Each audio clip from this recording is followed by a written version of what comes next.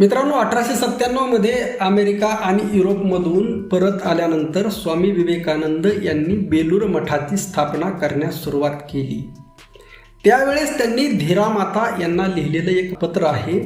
त्या पत्रामध्ये ते काय लिहितात बघा. आजचा हिंदू धर्म म्हणजे जो अनेक घृणास्पद गोष्टींनी भरलेला आहे, तो दुसरं तिसरं काही नसून अवकळा प्राप्त झालेला बौद्ध धर्म आहे.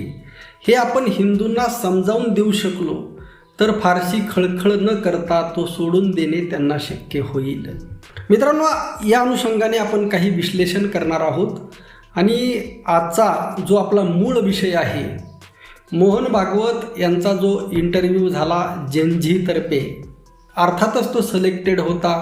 सिलेक्टेड प्रश्न होते. प्रश्न काय होते हे ठरवून होतं. उत्तर काय द्यायचं हे त्यांना माहीत आहे. खास करून जगद्गुरू श्री संत तुकाराम महाराजांच्या शब्दामध्ये जर सांगायचं म्हटलं तर बोलणं एक आणि वागायचं एक. हे लोक बोलतात एक आणि वागतात एक. आज किमान बोलण्यातून का होईना मोहन भागवत यांचा तुम्ही तो मुलाखत इंटरव्ह्यू वेगवेगळ्या न्यूज चॅनल्सने दाखवलेला आहे, तुम्ही तो पाहू शकता. आणि यामध्ये मोहन भागवत यांनी सगळ्यात जास्त झटका जर कोणाला दिला असेल तर तो अंधभक्तांना दिलेला आहे. खरं तर मोहन भागवत आज या देशाचे अघोषित मालक आहेत. तुम्ही म्हणता ना, संघावर बंदी का नाही किंवा संघाचं रजिस्ट्रेशन का नाही. अरे हा देशच संघाचा गुलाम आहे. आणि तुम्ही मालकाला जर हा प्रश्न विचारणार असाल की तुमच्याकडे रजिस्ट्रेशन का नाही, तर याच्यासारखा हास्यास्पद प्रश्न होऊ शकत नाही. जिथं देशाचा प्रधानमंत्री, देशाचा गृहमंत्री, सगळे RSSचे संघाचे सैनिक आहेत, सामान्य सैनिक आहेत, गुलाम आहेत. आणि एक फार मोठा अंधभक्तांचे तर ते सम्राट आहेत मोहन भागवत. आणि अशा मोहन भागवतांना जर कोणी प्रश्न विचारत असेल की RSSचं रजिस्ट्रेशन का नाही, तर याच्यापेक्षा हास्यास्पद प्रश्न कोणता असू शकतो का? मित्रांनो, मूळ विषय समजून घ्या. आता एकीकडे मोहन भागवत या देशाचे सम्राट असताना, या देशाचे राजे असताना, या देशाचे किंग असताना सुद्धा आज ज्यांच्या जीवावर ते किंग आहेत, ज्यांच्या जीवावर ते राजे झालेले आहेत, त्या अंधभक्तांची बाजू न घेता जे या सम्राटाच्या विरोधामध्ये लढत आहेत, जे या राजाच्या विरोधामध्ये लढत आहेत, त्यांची बाजू मोहन भागवत यांनी घेणं म्हणजे त्यावरून मला स्वामी विवेकानंद आठवले. कारण मी मोहन भागवत यांना बऱ्याचदा ऐकत असतो. कारण काय असतं, संपूर्ण सिस्टम देश त्यांच्या ताब्यामध्ये आहे आणि त्यामुळे त्यांना ऐकलं पाहिजे. का बऱ्याच जणांचा असा गैरसमज आहे की नरेंद्र मोदी हे देशाचे प्रधानमंत्री आहेत, अमित शहा गृहमंत्री आहेत आणि सगळी पॉवर असे अनेक मेनस्ट्रीम मीडियामध्ये असेल किंवा असे अनेक न्यूज चॅनल्स आहेत जे पॉप्युलर आहेत, ते सगळेजण असं दाखवतात की मोदी आणि शहांनी सगळी सत्ता आपल्याकडे एकवटलेली आहे. खरं तर हे वास्तव नाही, हे कटपुतले आहेत. लक्षात ठेवा, खरी सत्ता, खरी पॉवर ही RSSकडे आहे. आणि हे समजून, कारण काय असतं, लोकांना जर हे दाखवलं तर मग लोकांमध्ये अजून जास्त अशांतता निर्माण होईल. कारण नरेंद्र मोदी यांना RSSने, भारतीय जनता पार्टीने एक प्रकारे भगवान, देव, विष्णूचा अवतार म्हणून प्रेझेंट केलेला आहे. आणि मग जे अंधभक्त आहे त्यांच्या मनामध्ये, जे कट्टर भारतीय जनता पार्टीचे समर्थक आहेत, त्यांच्या मनामध्ये जी नरेंद्र मोदी यांची जी प्रतिमा निर्माण झालेली आहे तिला डॅमेज होऊन देऊन चालणार नाही, यासाठी हा सगळा खटाटोप आहे. लक्षात ठेवा. म्हणजे दाखवायचे दात वेगळे आणि खायचे दात वेगळे. दाखवण्यासाठी नरेंद्र मोदी केवळ हे या लोकांना पचवण्यासाठी, राज्य करण्यासाठी. कारण एक तुम्हाला सांगतो, एक स्वामी विवेकानंद यांचं एक वाक्य आहे. 19 मार्च 1894 रोजी, म्हणजे सर्व धर्म परिषदेनंतर केवळ 6 महिन्यांनी, अमेरिकेतून वराहनगर मठातील आपला बंधू रामकृष्णानंद यांना पत्र पाठवून स्वामी विवेकानंद काय सांगत आहेत आपल्या देशातील बहुजन समाज अर्धपोटी आणि अर्धनग्न आहे. या धर्माने ज्यांना विशेषाधिकार दिलेले आहेत ते ब्राह्मण आणि पुरोहित त्यांच्याच जीवावर चैनीत राहत आहेत. त्यांचं रक्त शोषत आहेत. हा काही देश आहे की नरक? हा काही धर्म आहे का सैतानाचं तांडव? बघा, स्वामी विवेकानंद यांचा जो प्रश्न आहे तो अत्यंत महत्त्वाचा आहे. एकीकडे मोहन भागवत अनेकदा सांगत असतात, मी तुम्हाला सांगितलं मी मोहन भागवत यांना ऐकत असतो, आणि मोहन भागवत यांनी अनेकदा सांगितलेलं आहे की आपल्याला स्वामी विवेकानंद यांना अपेक्षित हिंदू धर्म बनवायचा आहे. परंतु नाव स्वामी विवेकानंद यांचं घ्यायचं कारण ते हिंदू धर्मामध्ये लोकप्रिय नाव आहे. नाव तुकाराम महाराजांचं घ्यायचं कारण ते हिंदू धर्मामध्ये लोकप्रिय नाव आहे. नाव आता बाबासाहेब आंबेडकर यांचं सुद्धा ते नाव घेतात. आता एक भारतीय जनता पार्टीच्या ऑफिसमध्ये कार्यालयामध्ये एक व्हिडिओ महिलांचा डान्स करताना व्हायरल झाला. त्यामध्ये गोळवलकर, अजून ते कोण आहेत, हेडगेवार यांच्या शेजारी बाबासाहेब आंबेडकर यांचा फोटो आहे. म्हणजे हे स्वार्थासाठी बघा, आपल्या विरुद्ध विचारधारेच्या महापुरुषांना सुद्धा ते आपल्या स्वार्थासाठी त्याचा वापर करतात, त्यांचं नाव घेतात. परंतु स्वामी विवेकानंद यांचं हे जे वाक्य आहे अत्यंत महत्त्वाचं आहे. या धर्माने ज्यांना विशेष अधिकार दिलेत ते ब्राह्मण आणि पुरोहित त्यांच्या जीवावर चैनीत राहत आहेत. आणि हे विशेषाधिकार राहावेत हेच खरं मोहन भागवत यांचं हिंदू राष्ट्र आहे. RSSने मोहन भागवत यांनी या देशामध्ये राम मंदिराची निर्मिती केली, यामध्ये त्यांना 100% मार्क आहेत. लक्षात घ्या, राम मंदिराची निर्मिती केली यामध्ये 100% क्रेडिट हे भारतीय जनता पार्टीला आहे. परंतु आता एक तुम्ही BBC एक रिपोर्ट पहा, तिथले खानावळ असेल, स्वयंपाक असेल किंवा वेगवेगळे ज्या ट्रस्टीमधले सगळे सदस्य, जवळपास 90% सदस्य तर ब्राह्मणच आहेत.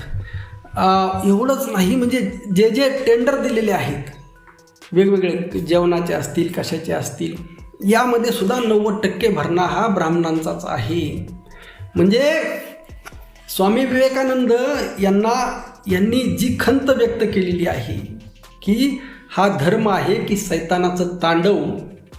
कारण एकीकडे उपाशी असणारा बहुजन समाज आहे, शोषित असणारा बहुजन समाज आहे. आणि आज काय सुरू आहे देशामध्ये? आज बहुजन समाजाच्या आमदारांना, खासदारांना ED, इन्कम टॅक्स, CBIच्या दहशतीखाली पार त्यांना चिरडून टाकलेलं आहे. मराठा, OBC, SC, ST आमदार, खासदार यांच्यावर एवढी प्रचंड दहशत आहे. आता नितीन गडकरीवरती दहशत आहे का? नितीन गडकरीची ED, इन्कम टॅक्सद्वारे तपासणी कधी होऊ शकते का? एकेकाळी स्कूटरवर हिंडणारे नितीन गडकरी यांनी सरकारी यंत्रणांचा फायदा घेऊन एवढी कोट्यावधी अब्जावधी रुपयांची माया कशी कमवली? जो न्याय मराठा आमदार खासदारांना पाहिजे, जो न्याय मराठा OBC नेत्यांना पाहिजे, तो न्याय नितीन गडकरींना आहे का? हा खरा प्रश्न आहे. मित्रांनो, मी अनेकदा सांगत आहे, RSS म्हणजे ब्राह्मणाद्वारे ब्राह्मणांसाठी, ब्राह्मणांच्या हितासाठी चालवलेलं राज्य होय. आणि येथे बहुजनांचा वापर फक्त जे त्यांच्या डोक्याने चालतील, जे त्यांच्या इशाऱ्यावर चालतील, जे त्यांचे गुलाम म्हणून राहतील, लक्षात ठेवा, त्यांना सोबत घेऊन, आणि जे सोबत येणार नाहीत त्यांना वेगवेगळ्या माध्यमातून दाबून, षडयंत्र करून अशा पद्धतीने RSSचा कारभार सुरू आहे.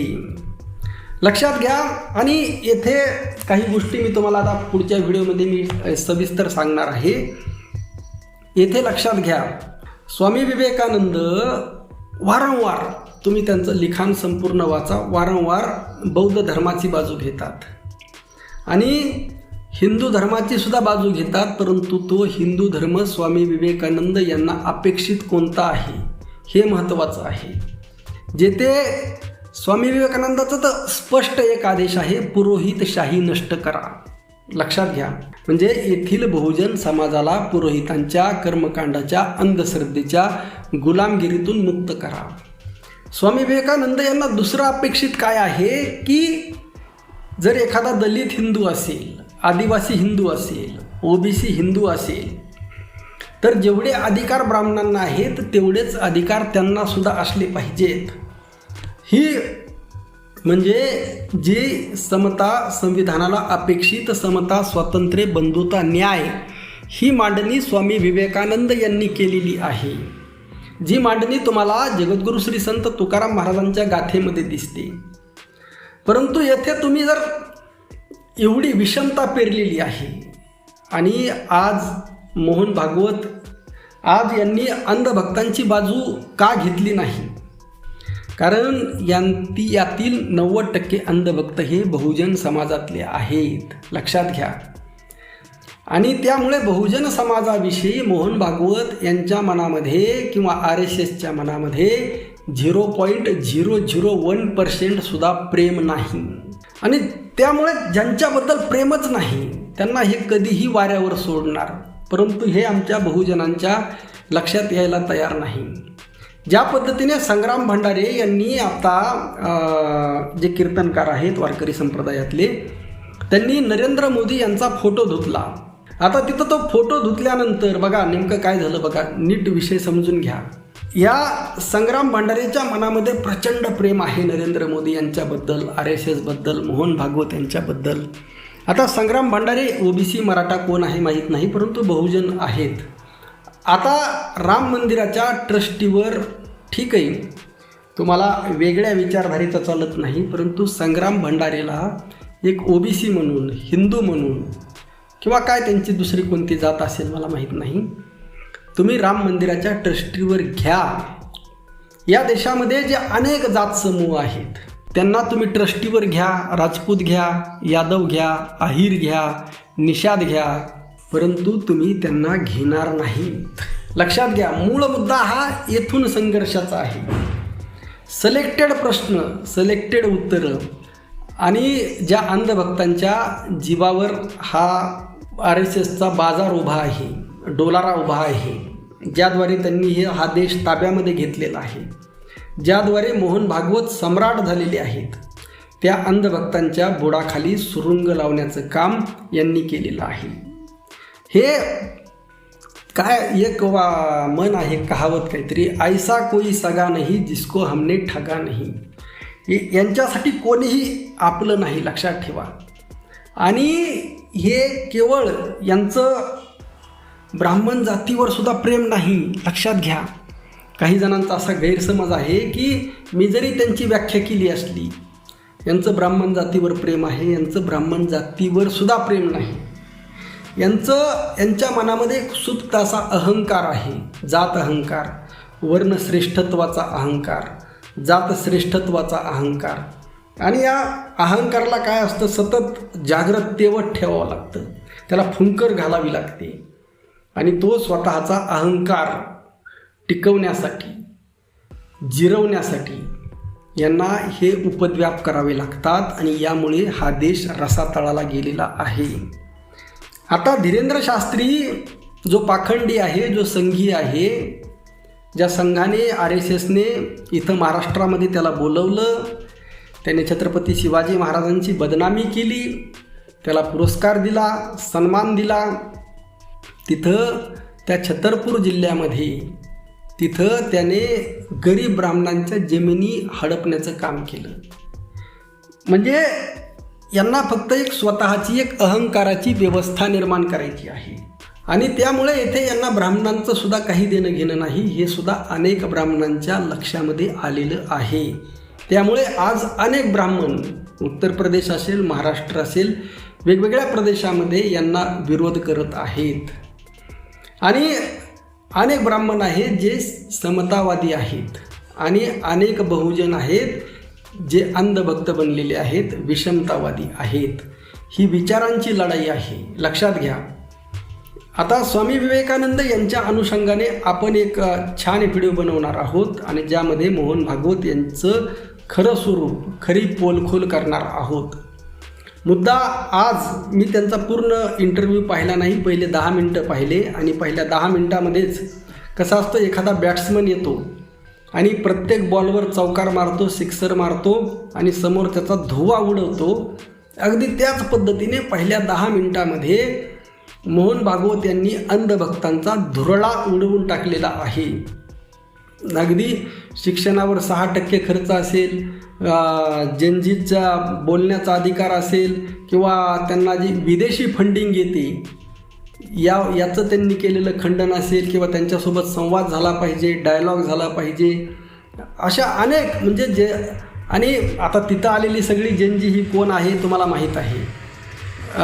RSSने मोहन भागवत यांच्या इंटरव्ह्यूला बोलवलेले सगळे लोक हे सिलेक्टेड लोक असणार, भारतीय जनता पार्टीशी संबंधित, त्या विचारधारेशी संबंधित. आणि सगळ्यात महत्त्वाचं म्हणजे, आणि संजय राऊत यांनी एक पोस्ट केली की तुम्ही तिथं आंदोलनामध्ये ज्यांनी ॲक्च्युअली काट्या खाल्ल्या, ज्यांना त्या गोळ्या लागल्या त्यांना बोलवा, ज्यांनी आंदोलन केलं त्यांना बोलवा, त्यांच्यासोबत डायलॉग करा. परंतु येथे सगळं आभासी जग तयार केलेलं आहे. नकली जनजी, सगळे नकली प्रश्न, परंतु या नकली प्रश्नातून अंधभक्तांची असली तोडफोड मारझोड करण्यात आलेली आहे, हे महत्त्वाचं आहे. मित्रांनो, येथे लक्षात ठेवा, येथे बौद्ध धर्माविषयी मी काही गोष्टी सांगणार आहे, परंतु तो व्यापक विषय आहे, तो बहुतेक पुढच्या व्हिडिओमध्ये येईल. तुर्तास काही गोष्टी समजून घ्या की हे काही जरी बोलत असले, मोहन भागवत जरी 6% शिक्षणावर खर्च व्हावा हे जरी तिथं म्हणत असले, किंवा आता जनजीविषयी तरुणाविषयी फार प्रेम आहे हे जरी दाखवत असले, तरी यांचं प्रेम हे पुतना मावशीचं प्रेम आहे. लक्षात ठेवा, यांचं प्रेम हे खरं प्रेम नाही, हे लक्षात घ्यायला पाहिजे. आणि जोपर्यंत हे बहुजन समाज लक्षात घेणार नाही तोपर्यंत या देशाच्या समस्या सुटणार नाहीत. आपलं मत नक्की कळवा. रामकृष्ण हरी. जय जगद्गुरू. जय शिवराय. जय भीम.